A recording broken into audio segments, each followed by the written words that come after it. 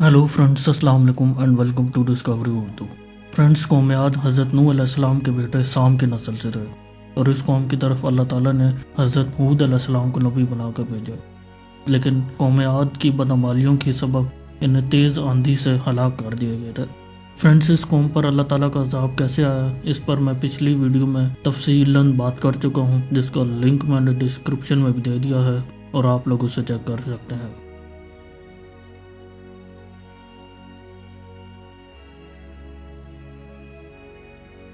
Friends, कौम आद के मारे जाने के बाद हज़रत हूद अलैहिस्सलाम हज़रुल मौत की तरफ हिजरत करके चले गए। इनकी रिहाइश अहकाफ के इलाके में थी। हज़रत हूद अलैहिस्सलाम की वफ़ात यहीं पर हुई। अहकाफ में बसने वाली इस कौम ने बहुत तरक्की की और फ्रेंड्स, कौम आद के ये वो लोग थे जिनको ईमान लाने की वजह से अल्लाह ताला ने अपनी रहमत से बचा लिया था। फ्रेंड्स, अहकाफ में बसने वाली इस कौम को आदे कदीमा या आदे अरम भी कहा जाता है और इनका वतन अदन था। अल्लाह ताला ने इस कौम को गैर मामूली कद-ओ-कामत और क़ुव्वत अता फरमाई थी। इनमें से हर शख्स का कद कम अज़ कम 12 गज हुआ करता था। इनकी ताकत का यह आलम था कि बड़े से बड़ा पत्थर जिसको कई आदमी भी मिलकर ना उठा सकें, इनका एक आदमी एक हाथ से उठाकर फेंक देता था। ये लोग ताकत और क़ुव्वत के बलबूते पर पूरे यमन पर काबिज थे। दो बादशाह ख़ास तौर पर इनमें बहुत जाओ जलाल वाले थे, जिनमें से एक का नाम शदीद जो बड़ा था और दूसरे का नाम शद्दाद था जो इसके बाद तख्त नशीन हुआ था। ये दोनों वसी इलाके पर काबिज थे और बेशुमार लश्कर ख़जाना इन्होंने जमा कर रखा था। फ्रेंड्स, शद्दाद ने अपने भाई शदीद की सल्तनत की रौनक को कमाल और उरूज तक पहुंचाया। उस दौर में किसी बादशाह में इतनी जुर्रत और ताकत नहीं थी कि इसका मुकाबला कर सके। इस तसलत और गलबा ने इसको इतना मगरूर और तकब्बर कर दिया कि इसने खुदाई का दावा कर दिया।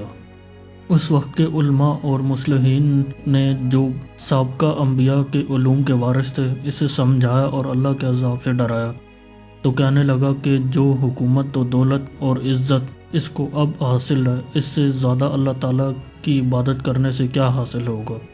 जो कोई किसी की खिदमत और अतात करता है तो इज़्ज़त और मनसब की तरक्की के लिए करता है या दौलत के लिए करता है। मुझे तो ये सब कुछ हासिल है, मुझे क्या ज़रूरत है कि मैं किसी की इबादत करूं। हज़रत हूद अलैहिस्सलाम ने भी इसे समझाने की कोशिश की, लेकिन वो बिल्कुल भी नहीं माना। फ्रेंड्स, इन लोगों ने इसको ये भी कहा कि दौलत और हुकूमत तो एक फ़ानी चीज़ है, जबकि अल्लाह ताला की इताअत में खुरवी निजात और जन्नत का असूल है जो दुनिया की दौलत से कई गुना ज़्यादा बेहतर है। इसने पूछा कि जन्नत कैसी होती है, इसकी तारीफ़ और खूबी बताओ। नसीहत करने वालों ने जन्नत की वो सिफ़ात बयान की जो अंबिया कराम की तालीमात के ज़रिए उनको मालूम थी। लेकिन शद्दाद कहने लगा कि मुझे इस जन्नत की ज़रूरत नहीं, ऐसी जन्नत तो मैं ख़ुद दुनिया में ही बना सकता हूँ। चुनांचा इसने अपने अफसरों से 100 मुतबर अफराद को बुलाया और हर एक को 1000 आदमियों पर मुकर्रर किया। तामीर के सिलसिले में इन सब को अपना अपना नुक्ता नज़र और पसंद समझा दी।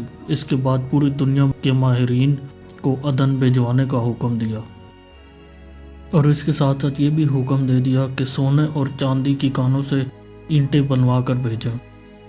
इसकी बुनियादें इतनी गहरी खुदवाई गईं कि पानी के करीब जा पहुँची। फिर इन बुनियादों को संगे सुलेमानी से भरवा दिया।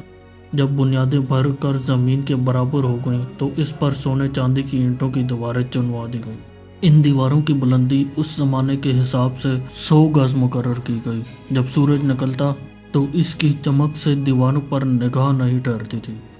यूँ शहर की 4 दीवारी बना दी गई।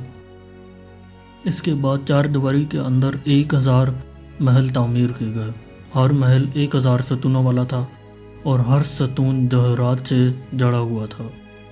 गर्ज ये कि उन नेक लोगों ने जो कुछ भी जन्नत के बारे में बयान किया था, शद्दाद ने सब कुछ उसमें वैसा ही बनाने की कोशिश की और 12 साल की मुद्दत में जब ये शहर इसकी सजावट के साथ तैयार हुआ तो इसने तमाम दौलतमंद लोगों को इसमें आबाद होने का हुक्म दिया।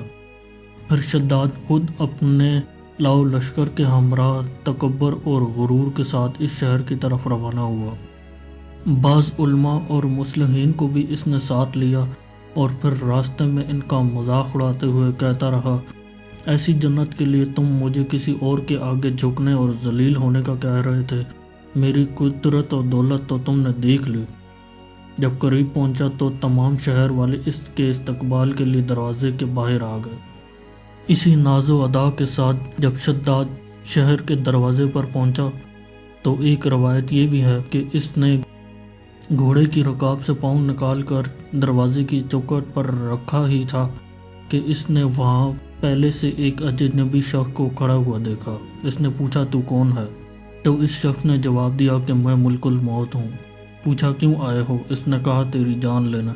شداد نے کہا، مجھ کو اتنی مہلت دے دے کہ میں اپنی بنائی ہوئی جنت کو دیکھ لوں۔ جواب ملا، مجھ کو حکم نہیں۔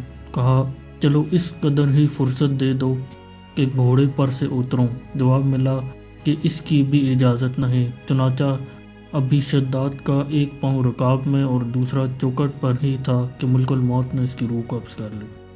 فرینڈز، اس کے بعد حضرت جبرائیل علیہ السلام نے بڑے زور سے ایک ہولناک چیخ ماری کہ اس وقت تمام شہر اپنی عالی شان سجاوٹوں کے ساتھ ایسا زمین میں سمایا کہ اس کا نام و نشان تک باقی نہ رہا۔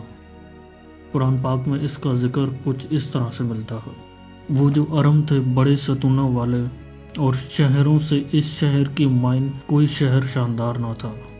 فرینڈز، بہت سارے مفسرین نے لکھا ہے کہ بادشاہ اور اس کے لشکر کے ہلاک ہو جانے کے بعد وہ شہر بھی لوگوں کی نگاہوں سے اوجھل کر دیا گیا، مگر کبھی کبھی رات کے وقت عدن اور اس کے ارد گرد کے لوگوں کو اس کی روشنی اور جھلک نظر آتی ہے، اور یہی روشنی اس شہر کی دیواروں کی ہے۔ فرینڈز، حضرت عبداللہ بن قلابہ رضی اللہ تعالیٰ عنہ جو ایک صحابی ہیں، انہوں نے بھی اس شہر کو دیکھا، جس کے بارے میں اللہ تعالیٰ کے آخری نبی حضرت محمد صلی اللہ علیہ وآلہ وسلم نے بھی پیشن گوئی کی تھی کہ میری امت میں سے ایک آدمی اس میں جائے گا اور وہ چھوٹے قد، سرخ رنگ کا ہوگا، اس کے ابرو اور گردن پر 2 تل ہوں گے۔ وہ اپنے اونٹ کو ڈھونڈتا ہوا اس شہر میں جا پہنچے گا اور وہاں کے عجائب دیکھے گا۔ جب حضرت امیر معاویہ رضی اللہ عنہ نے یہ ساری نشانیاں حضرت عبداللہ بن قلابہ رضی اللہ تعالیٰ عنہ میں دیکھیں تو فرمایا، واللہ یہ وہی شخص ہے۔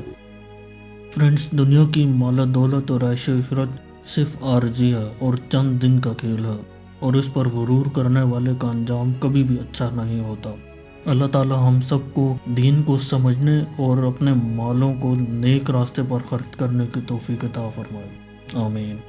فرینڈز، یہ تھی آج کی ویڈیو آپ لوگوں کو کیسی لگی کمنٹ سیکشن میں مجھے ضرور بتائیے گا، اور ایسی مزید انٹرسٹنگ ویڈیوز دیکھنے کے لیے اس چینل کو سبسکرائب کر لیں، ساتھ میں بیل آئیکن کو بھی پریس کر دیں تاکہ اس چینل کی ہر نئی آنے والی ویڈیو کا نوٹیفیکیشن آپ کو ملتا رہے۔